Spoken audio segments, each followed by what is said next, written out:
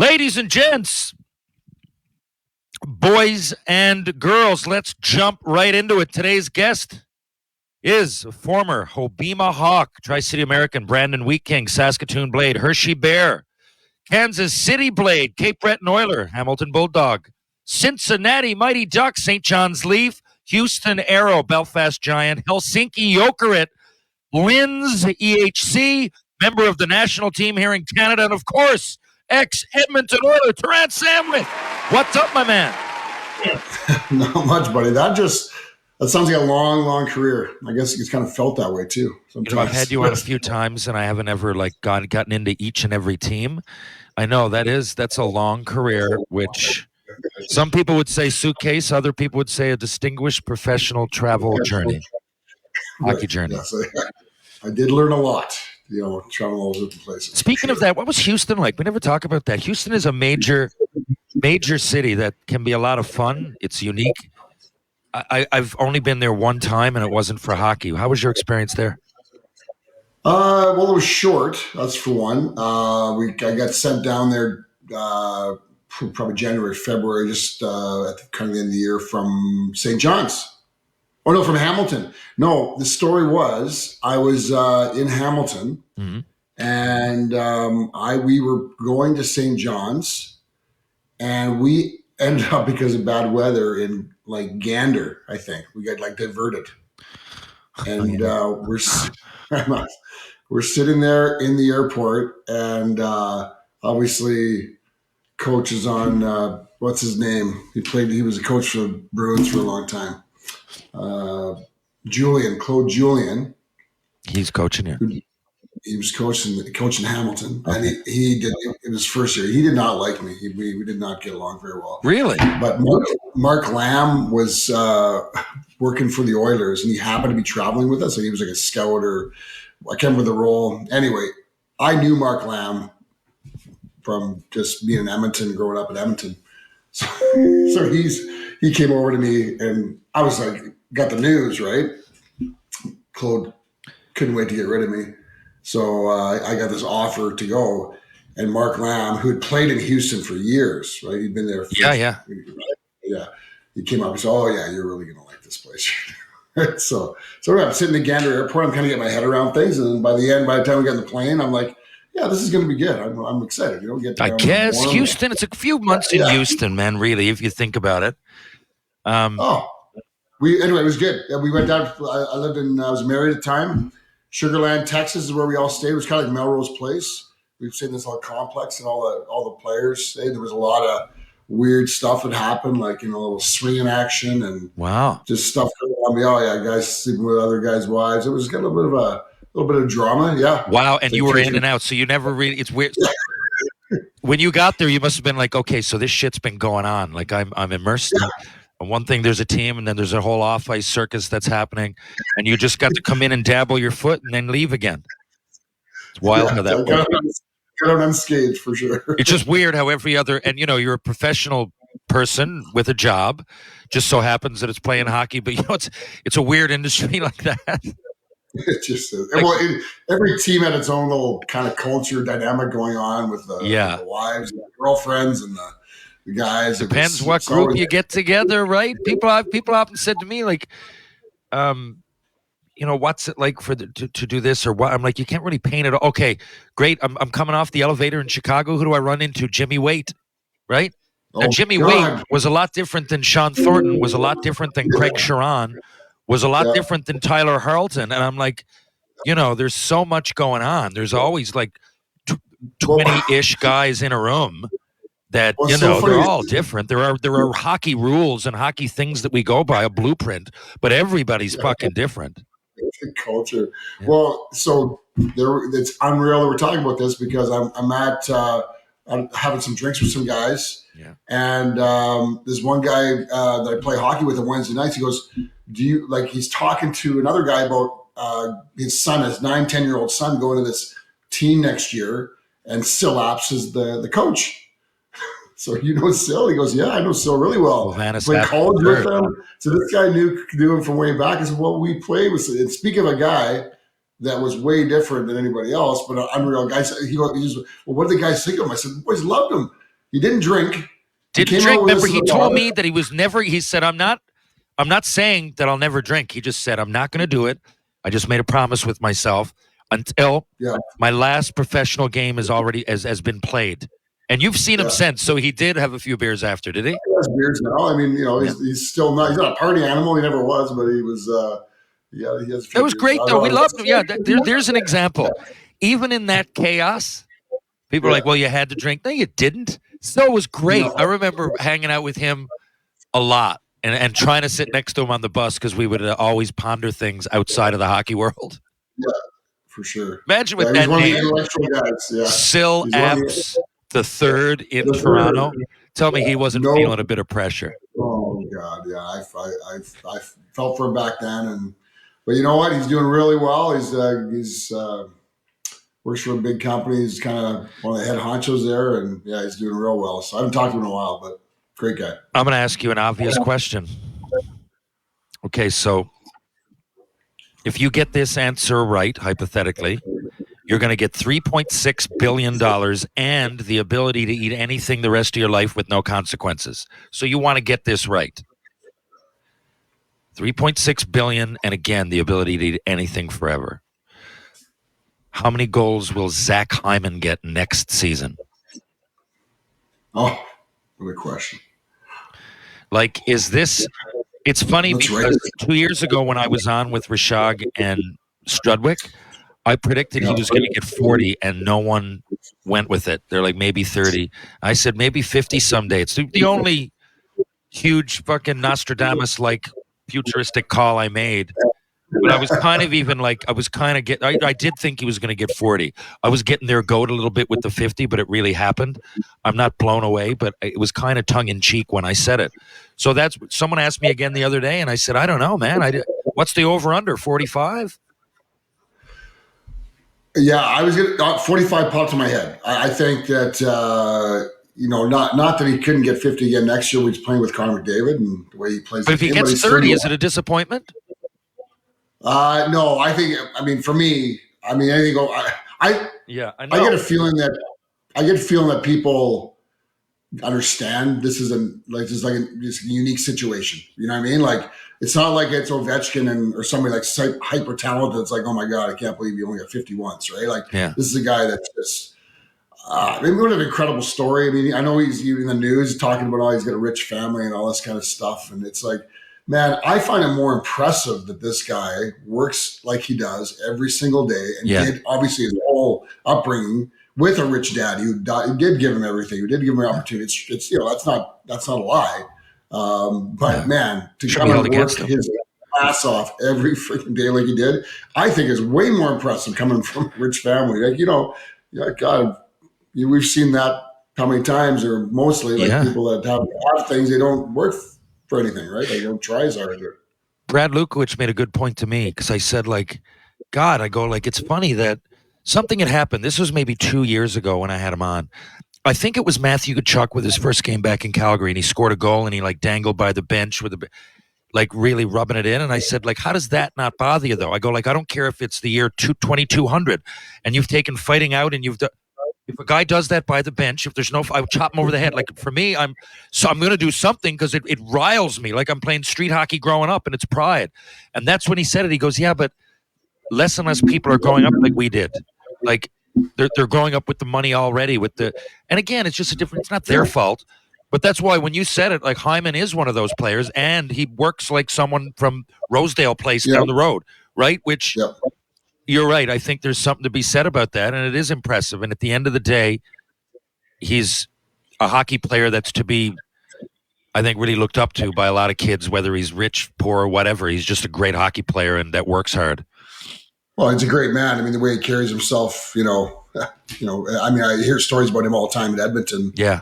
About helping people and, just getting out of his car and signing autographs. And, it's just, he's a good approve story. of him as a member of the alumni. I'm really going to be looking forward to playing some of the alumni ice. Yes, it's going to be good. You're looking forward to alumni games with him in a few years. Yeah, exactly. Okay, Sam, man, another obvious question. You got to pick one of these things. You can only see black and white for the rest of your life, you lose your sense of smell, or you always have a canker sore. You have to pick one of those things to live with.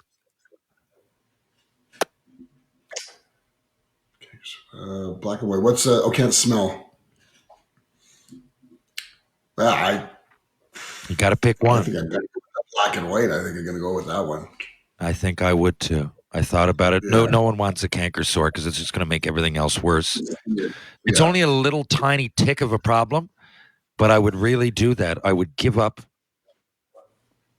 I would instead of that. I lose your sense of smell. I think means that you lose some of your sense of taste. Right? You would have. I would think. I mean, I don't know. Like that was a close one. When you're eating when you got you're stuffed up. You get a stuffy nose, but you're starving. You can't taste the food as good. Well, you might have to ask the committee on that and clarify that question a little bit more. Because that would be, if you get, because you didn't say lose your taste as well. I mean, that'd be a no-brainer.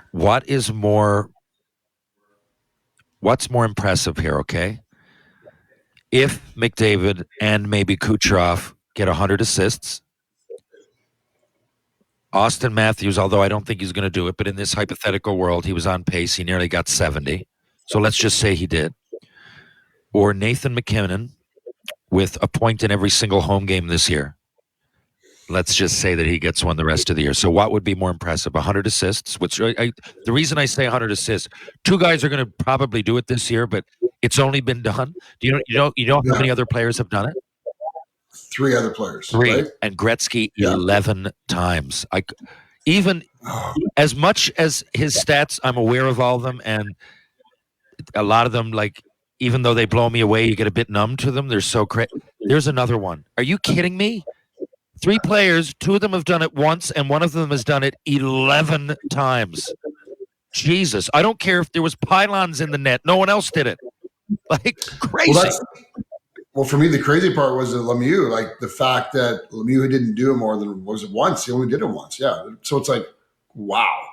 Well, Lemieux did it once and then twice had 98. It's like Gretzky had 200 points. He did it 4 times. No one else did it. Lemieux, 199, and he missed 5 games. There's always that, yeah. Right? Yeah. Let me see him play 82 games healthy, all of them.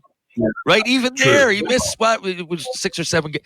He would have at least gotten 210, right? You would have been. Now, I'm not saying he's any better. I love watching both of them, but it was never a question. And I fucking love McDavid. But people ask me, I'm like, but it's still up in the air. It's a flip of a coin now. One of those guys is going to win it. It was never, ever a flip of a coin, ever. I don't care who was in the league. It was no flip of any coin. Maybe between Gretzky and Lemieux. Nobody else. Yeah. Right? Yeah, no. But I mean, that's just what it shocks me that, like, I would have said, okay, 4 or 5 for Lemieux. Me too. That's what you'd think. But it's just crazy how Gretzky his stats are just off the charts. They're off the charts, man. He finished like 80 points ahead of people. Something. He was gone. He was gone 3 games in. 3 games into the season, the scoring race was over. Like, fuck. Exactly. Crazy. And everybody knew it. To answer your question, I think, I really think McKinnon scoring a point every home game is kind of incredible. It's funny because that's the most meaningless, but to me, it's the most impressive. Just, are you kidding me? Every game, like, if you're in football and you get a fucking touchdown every game, it's big, and there's 17 games in the season.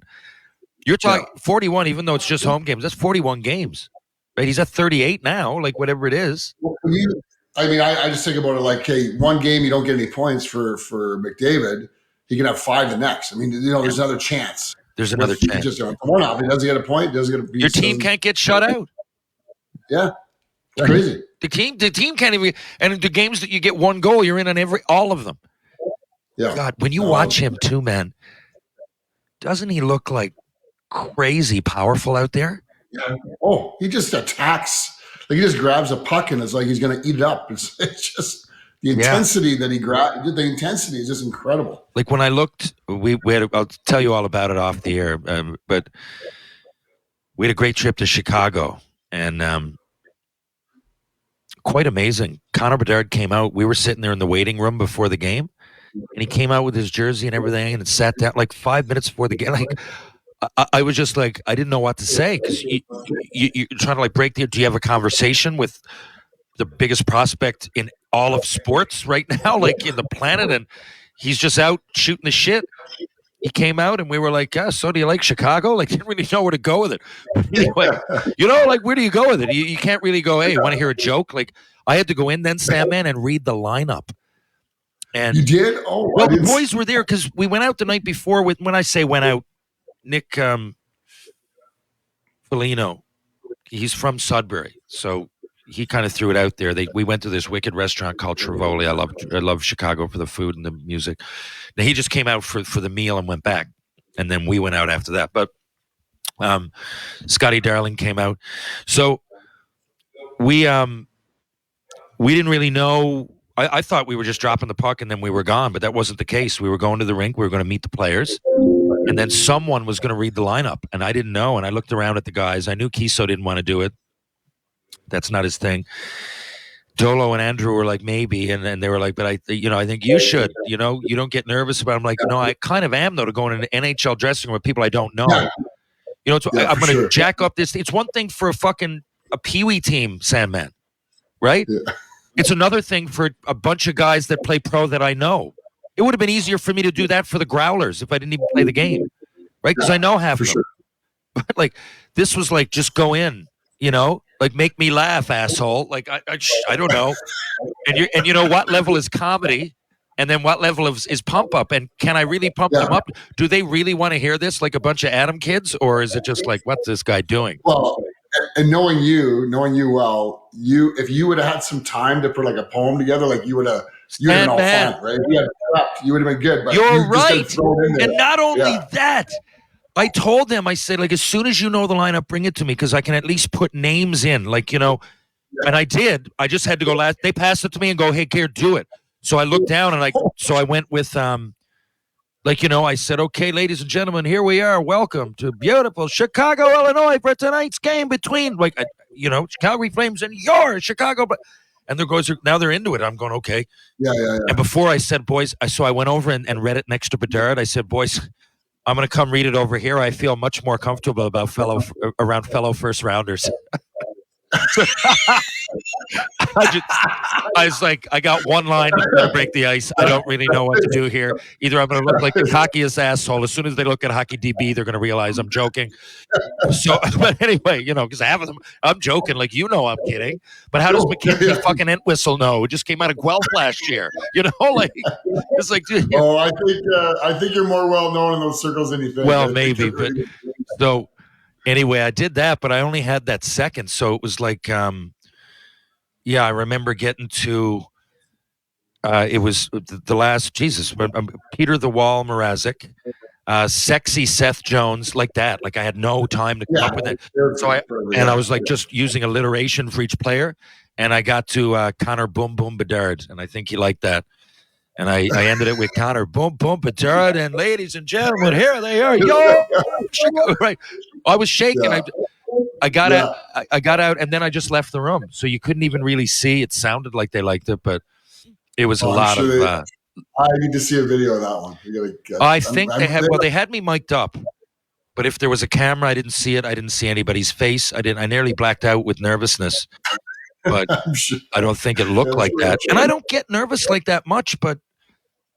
It was similar to when I got up on stage when you came to my first stand-up, right? You said I didn't look nervous, but I was really, really, really nervous, right? Oh, for sure, I get it. You're jacked up. It's like actually, it's kind of like what you'd feel playing a hockey game. Like you're right.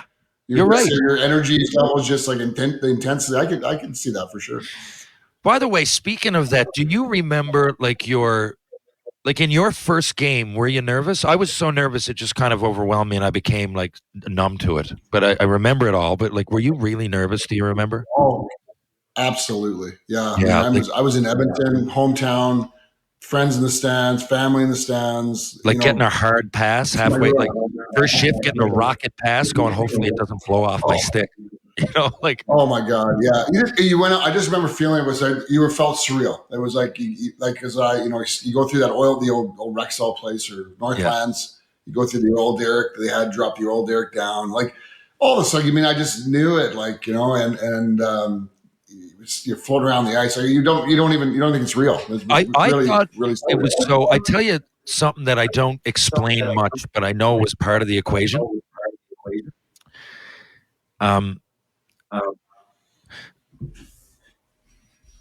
Every experience I'd had watching an NHL game, not every, but most, there was commentating. So, like, as I was out there, I'm like, okay, like, Bob Cole's talking, like, this is happening. I wasn't, like, consciously, but there was a second layer of consciousness that was all happening. Like, I'm out here and I'm part of this, and it's broadcast in all these homes, and I'm on Hockey Night in Canada or whatever it is right now, and I got this puck, and I could just I could fall down on my face right now, like I'm a weirdo, and I'm just going to go with it. And each play that you made, you're like, wow, I'm part of this wheel that's turning, and I'm just a cog in it, and I'm in the game, right? It was this weird kind of 2-dimensional, 4-dimensional thing I had going on.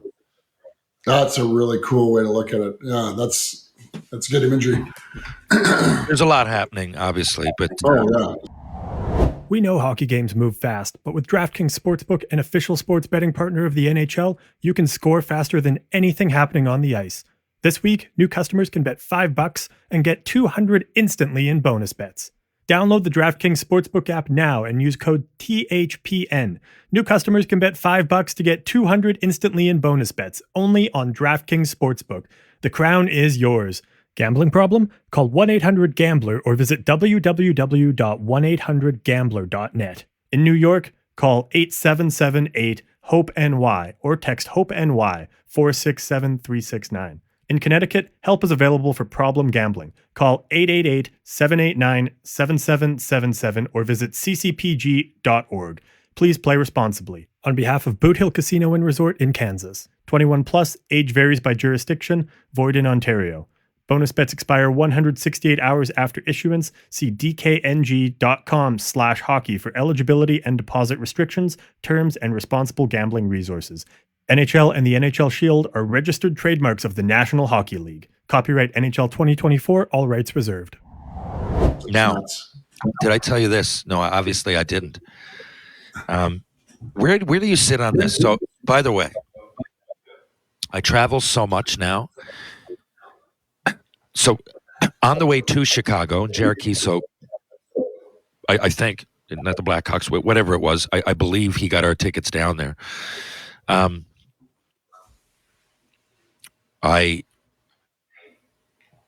Anyway, I was traveling first class and I had access to the lounge. Okay. Now I was just like, and that's not normally the case. People just fly me down and I go, look, whatever's easiest for you guys. Don't waste an extra $500. There's no need. I'm doing a charity event. I'm going to charge you this much. You're paying me, but you don't have to go out of your way to get me an extra $500 ticket to Toronto. But do I like it? Yes, I love it. I just don't fly it much. Anyway, this time I'm loving life. And I asked the girl and I showed her like my ticket, my air points. And she's like, good God. She goes, you qualify for this. She goes, all you got to do is go up and get a credit card and you either need to make X amount of dollars or fly this much. And she goes like, you're flying triple as the amount. So I'm loving this now. I go up and I pay like a $500 fee. I get a new card. So I'm going to go that route. But as far as the first class goes, I'm loving it. I'm up there. Now, first of all, guy comes in, he sits next to me, okay? Now, I take off. I got my cowboy boots on, a lot of pressure. So I take off my boots, but I still got my socks on. And I'm aware of the fact that might be ignorant. So I always have this thin pair of big socks that I put on over in case, you know what I mean? Like, so if it's smell or something, I mean, I don't think it is. I don't know. It's winter and I got warm socks on, but just in case, because if the etiquette is wrong and you just think it's ignorant, then that's one thing. But if I'm really bothering you because of some Saturday, so I'm always make sure of it. But anyway, I do that and I nod off and go to sleep. But because I'm tired, we've partied down in Chicago. So I look, and this guy, just 1 second, I'll let the cat in. As I'm kind of put my seat back, I'm looking down. This guy next to me takes off his shoes, but he takes off his socks as well. He's like massaging his feet. And I'm going, now, I don't really care, but I'm going, is that that's like what I did is less ignorant than what he did, I'm thinking, even though we both took off our shoes. So that's A. Now, where do you stand on that, first of all? Is he, because people, I said it to my buddy, and he's like, well, people get on the plane with no shoes on in the summer with sandals. Yes, they do. But their feet haven't really been sweating. It's a big, earthy guy. Why do you think? Am I wrong? Oh, I mean, I would be, if I was sitting next to you, I didn't know where that story went. If I was sitting next to you, I would be really upset, especially the cowboy boots, like the whole production. Like, I'd be going like, oh my God, this guy's really not, when you kick off your shoes with the heels and like, you kind of like, whatever, like you're not really, but if you actually the whole production of taking your cowboy boots off in front of me, I would have been very unhappy. So do you think you taking my boots off but having socks on is as bad, and if you as him taking off his socks as well? Oh, no, that's another league. You like to take your socks off. So neither is great, but the socks off. So you guys were perfect for each other. Okay. Like, you guys. Oh well. Wait. Because it goes further. So I go back and I forget that in first class you get served a meal. Okay. And I'm just thinking I'm going to put my head back. I got a water in front of me so I can skip the drink service. And at any point, just like normal when I'm in the back part, I'll just wake up, and if I'm hungry, I'll order a wrap or something like that. I forget there's a dinner service. But then, like, when I wake up halfway through, I realized that because of that, I didn't get my meal. So he's eating my meal. My meal got put in front of me because I had my tray out. I was watching my YouTube downloaded videos. But so where's that go? And when I woke up and said it, he said, well, you were out cold, so I figured I'd eat yours. Now, again, is that a bit over the top, or am I wrong? That did not happen. That happened. He was halfway through it, man. I had my truffle stuff. We're still in, but he had, and I might have mentioned, and I did. I ate in the Air Canada Lounge. I might have mentioned that when we sat down, right? Because I unbuckled my buckle, okay. But I was still definitely would have had a piece of chicken, right? There's only. Oh my God, there is so much bad etiquette happening. Yeah, okay, yeah. There's so much. So listen. Absolutely ridiculous. Yeah. So this all happens, okay? Now I go up after this meal. I go up to use the bathroom. And right before I do, he puts his hand on the inside of my thigh. Okay, now, yeah. He honestly said, he says, like, don't worry about it, or whatever it was. Like, I can't remember. I said, excuse me or something. He's like, don't worry. And he like put it like, and now I'm like, is he hitting on me?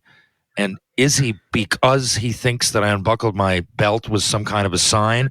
Was taking off my shoes a sign of intimacy to him? I don't know. But, and I'm going, and do I give off a gay vibe? Again, I had to say this qualified each time nowadays. I'm just not gay. My uncle's gay. I got gay friends. I'm not gay. So like, and I'm thinking, even if I'm a girl and he's a guy and he's not gay, that's still a bit over the top. I mean, I wouldn't grab someone's thigh on a plane. I would expect to be punched in the face. There might even be an article in the paper the next day. So I'll just let that go. Okay. I come back down. I'm like, okay, so this time my fucking belt is done up. I put my shoes on. I'm just waiting for this plane to land. I got to sit next to this guy. And anyway, right at the end, when I'm trying to wiggle off, like, just get me my shit and get out of here, he shakes my hand, and in his hand is a piece of paper that says Eric and his phone number. No. Yeah, that all happened from Chicago to Montreal. Yeah. Isn't that weird? That is the weirdest story I've ever heard, I think. Yeah. There's so much wrong with that. Like, and so to your point, now you're like, okay, is taking your shoes off a sign or something? Is it a sign of intimacy? You know what I mean? I'm doing your belt buckle. I mean, you're asking for it. Then. I know, but I first I didn't even think he saw it. Right? I didn't think he saw it. I did my belt buckle and the top rung of my jeans. Yeah, and just to feel a little bit better. Just to feel a little bit better in the seat, just all that travel and everything else. I was loving it too. I was loving my first class. And then I look over and he's got his socks off, rolled up, rubbing his feet. You got to think there's a level of, this was a big guy too. He's way bigger than me. Beard. just gave off sweaty foot vibes. Yeah, he wasn't giving off a gay vibe. Like he wasn't. No, not dressed nicely. And there wasn't any. There was no sweaty. No, if I had to guess, I would guess he had sweaty feet from the look at him.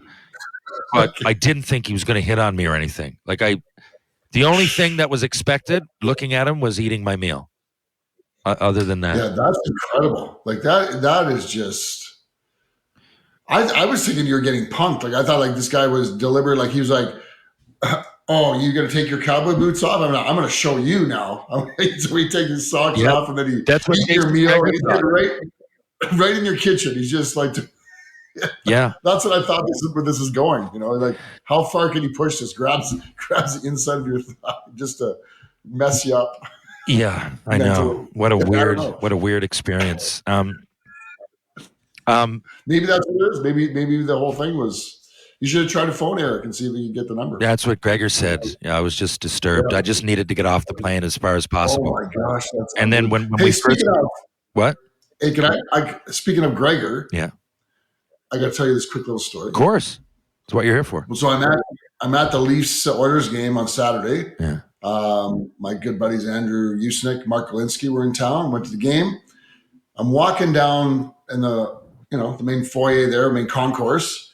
And I look over, and there's Gregor walking with obviously his wife and kid, all with Leafs jerseys on. Okay, and I'm like, well, I didn't click in at first, right? So he's walking. You're seeing Gregor. Yeah, you're seeing Gregor to Oilers. Talk about the Oilers every day, all day. He's an Edmonton guy, and I'm like, Gregor. I just go over to give it to him. Like, what is going on here? Like a closet Leaf fan, or like, you know what I mean? Yeah. Like, I think I have him red-handed, and then I just click. Yeah, then it clicks. Oh, Noah. Still though, I don't know. It's so ballsy. Okay. I don't care if it's your dad, man. I don't know to go around there. And I mean that in Edmonton with a Leafs jersey on. I don't know. It wouldn't be me. True. At least it was Toronto, but his son had the jersey on too, and I said, "Hey, this is only a one-time thing, right? Like we're not wearing it."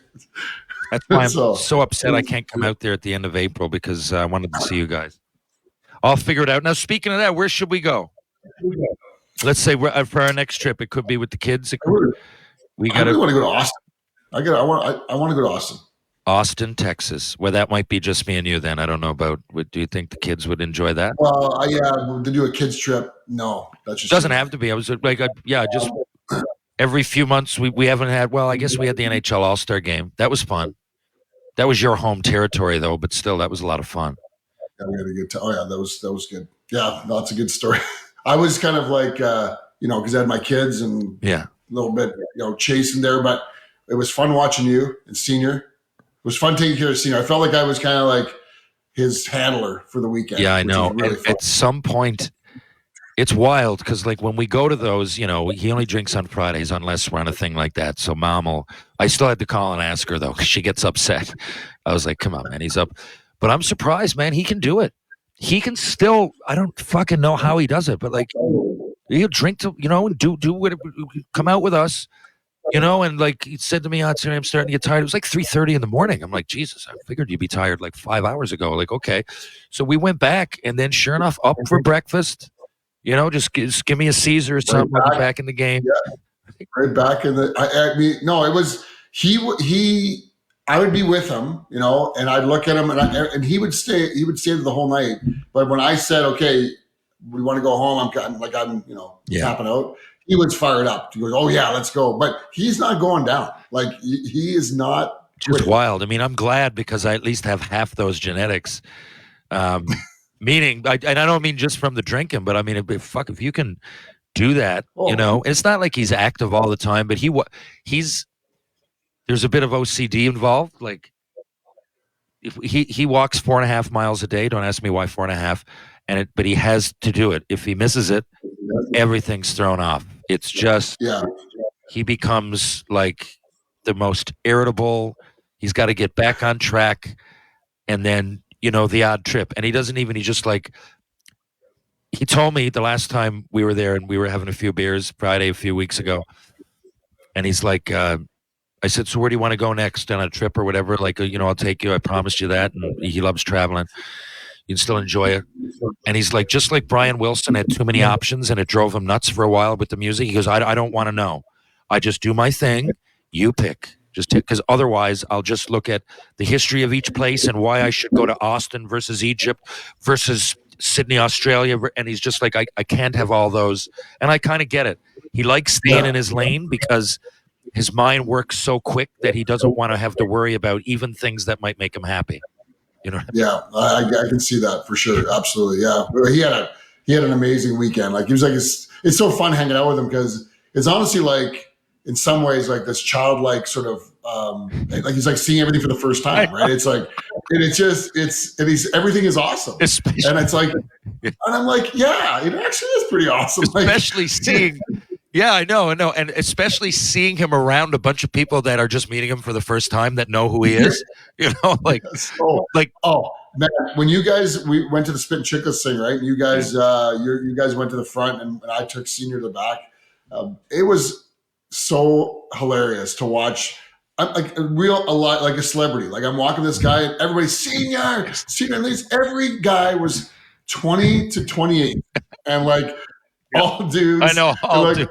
My girlfriends in the crowd. And it was like this demographic. And they all know Senior. And it's like, we sit down in the chairs and he's like, you can just look at his face. He's like, what is going on? Because he's not on social media. He doesn't have any idea what's going on. I feel like, Senior, like, you're kind of a big deal. I can tell. Yeah, he's not on social media. He doesn't know it. Then he went to high five a guy, and he nearly knocked the waitress her drinks all over the place. He's unaware. He's like a bull in a china shop, and everybody wants a piece of the bull, and he has no idea. And he wants to talk to each and every person.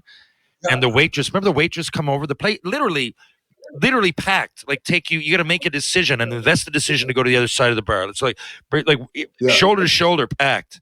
And the girl is trying to give us. She's got like 6 Budweisers and 6 shots of Jameson or something, and she's trying to serve us. And he's going, "Hello, ma'am, where are you from?" I'm going, she doesn't. Oh, yeah, really? Hamilton. I used to play there in the 70s. Oh, yeah, Hamilton Red Wings. Yeah, Jimmy Schoenfeld. Let's see. We had Jimmy Schoenfeld, Mikey Visor. I'm going, Dad, I'm not exaggerating, am I? I'm not exaggerating. Right. Yeah. I'm telling you, that's a charm. That's a charm of Senior and yourself.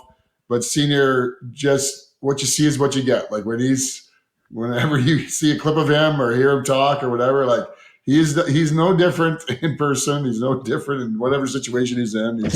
He is who he is. Sam, man, I might have to leave after this. Time goes so fast, and I've done most of the talking, but I got to get pen and name from soccer.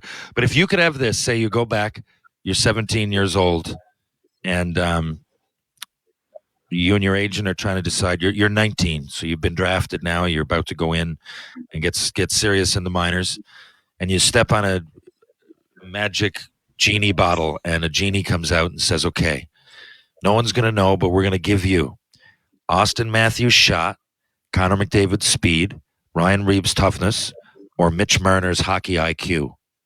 Which one do you take?" I like the hockey IQ. I like that. Because you know what? McDavid's speed, I don't think would have added much to your game. It just would have been wasted speed. What are you going to do? Like, are you just going to turn into Paul Coffey, or, because where you played, your natural was a D. That, I mean, it'd help you, obviously. Yeah. Right? Oh, yeah. It'd help you. It'd be fun to fly around like that, I think. Yeah. For sure. But like a guy like Donald McLean could probably use it a little bit more, that could score like that needed to be a bit faster. And then Reeves' toughness. I mean, you're tough anyway, and even in the best of times, it could only take you so far. Matthews has an unreal shot, but again, it's more snap than anything is what he goes with. And are you even going to, being a D that, even if you're on the power play, are you really going to, like, Surrey had a great shot, but is that snapper going to help him much? Not really. Meaning that, you take slappers or low wristers from the point. And then, like you said, I think the hockey IQ, only because I was trying to think of that too, and you could never go wrong. Hockey IQ just makes you better in like more than one category immediately. Yeah, if you're like a Scott Niedermayer kind of type guy where you just see the ice and you make these plays. Man. Just like, or Lidstrom or something like that. Yeah. Weren't those guys, God, they were just crazy to watch. Watching a forward with patience is one thing, because if you lose the puck, whatever, okay, I turned it over. It might show up on analytics, but it's probably not in the back of our net. But those guys that are like the last D back that are so smooth, and you're just going, Jesus, you're gonna fucking, you're way too close to that guy. But they just always say, you know what I mean? Like, it's unreal to have the patience when you got pressure on you is like, as a D man is. Yeah, such really crazy patience that it almost looks like a painter with a brush. For two of those guys, I mean, not even every offensive guy was like that. Like Surrey, I love Sheldon, but Sheldon wasn't graceful like that. He had 28 goals one year, but you didn't see Sheldon and think Picasso as an artist. No. Right? But those guys, holy fuck. Like, I think a guy like Pronger too. Like Pronger would always amaze me about how it looked like he wasn't doing anything. You know, like he was holding on to the puck and like, you envision yourself. If I was doing the same thing, I'd have someone. I got three guys on me, take the puck away from me. Like he just knew how to like subtle fakes and things like that. Yeah, he didn't know what he was doing, and he just bought space and time. And space and time in a scared of him too. He cross-checked guys, so that's true. That's the one little nugget that he had. That little extra attribute is that if we're going to do this now, I can do all those things. I'll also spear your eye out if you go next to the goalie. That's right. Yeah. That's something I have in my toolbox, Terry. I will cross-check you in the orbital bone if you lay a finger on the pad of that goalie. Right now, guys are going in and digging. Do you see last night, like the Pittsburgh game? Bunting is there. The puck's there. He's digging at the goal. I can't imagine the third spear on the goal, let alone the first time I even accidentally, my skate nudged Brodeurs. Imagine Scott Stevens or one of those guys. Oh my God. Holy shit. I was a power forward, so to speak, at least a hard-working forward that really went to the net and was like successful in front of the net. For what I was good at that. And I'm telling you right now, unless it's like Mike Crowley and John Slaney, I'm not going in and digging at the goalie. Digging.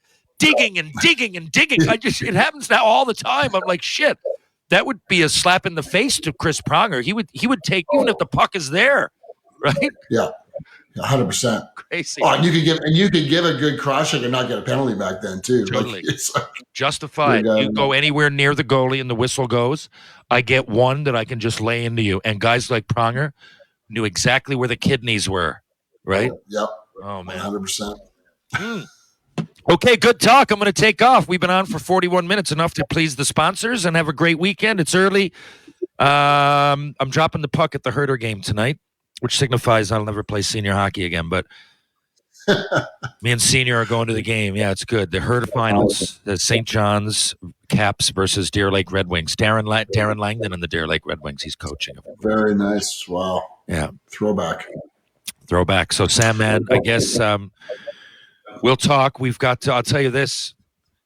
Next week, I'm in Halifax, but I have to go to Binghamton on the 5th. So rather than fly, I'm going to come into Toronto on the 5th. They're renting me a car. I don't know if you want to grab lunch or something. I'm going to go to Binghamton for a couple of days.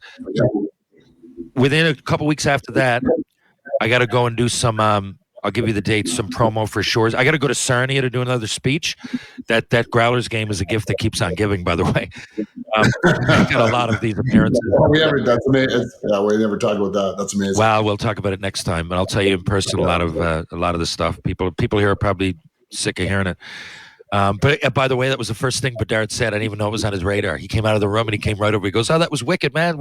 Way to go. We were watching. We were following along." I went, "What?" And then they came. No, you don't think that's on their radar, right? Yeah. Canada. Yeah, it's amazing. But anyway, yeah. So I'm going to be there. I got to do a Shoresy promo. I get to pick my dates, but it's going to be sometime in April. I'll let you know. Let's do it while you're there. I got to do like 4 or 5 days. It's going to be a little bit of fun, like Jay on right to NHL Sirius XM. They asked somebody to do it, and I said, "Why not? Let it be me, so I can spend some time in Toronto." Perfect. Well, as you know, I'm traveling too, but if I'm in town, you know that we're going to be hanging out. Sounds good, Sam, man. We'll talk soon. Hang in there. Love you, buddy. Love you too, man. Take care, brother. We'll catch you hopefully in Toronto soon. Sounds good. Okay, folks, that was Terran Sandwith, my old buddy. If you like that, he's been on the show 4 or 5 times. Other than that, just check it out wherever you get your podcasts. And who we got next week? Next week, we have Brad Lukowich coming back on the program and possibly Brent Sopel. Thanks for tuning in. If you're downtown St. John's, you want to have a beer, you just want to have a good time, you want to check out the scenery, I would start at Trinity Pub, then maybe go to TJ's Pub, maybe the Martini Bar, Rob Roy Confusion. I would also check out, of course, Greensleeves Pub and the Bull and Barrel if I was going to go for a bite to eat. Blue on Water, Merchant Tavern, and, of course, Loose Tie, which is just above Greensleeves and closely affiliated. Loose Tie is the best up-and-coming restaurant in St. John's. They've changed things around, and it looks and tastes and feels good.